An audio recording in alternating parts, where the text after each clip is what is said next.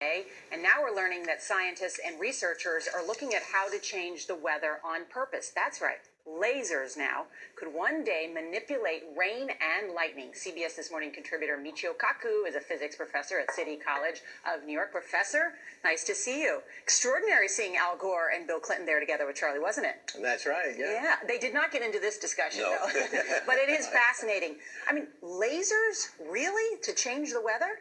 That's right. Well, as Mark Twain once famously said, everyone complains about the weather, but no one ever does anything about it.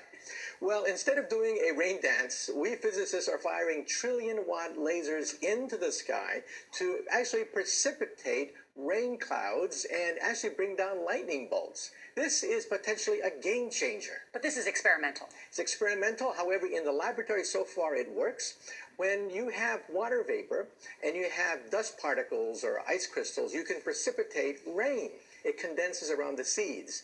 These seeds can also be created by laser beams. By firing trillion-watt lasers, you rip apart the electrons, creating what are called ions, and these ions act like seeds, like dust particles, bringing down rain and even lightning. Go ahead.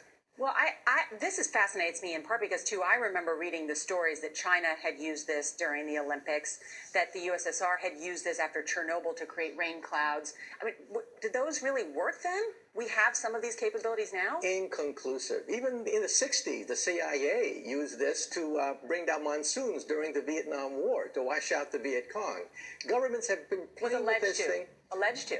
Alleged to, right. Yeah. Now, we realize that for decades now, these governments have been alleged to have experimented with weather control, but nothing conclusive.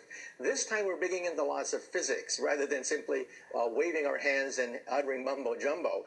We're actually using trillion-watt lasers now.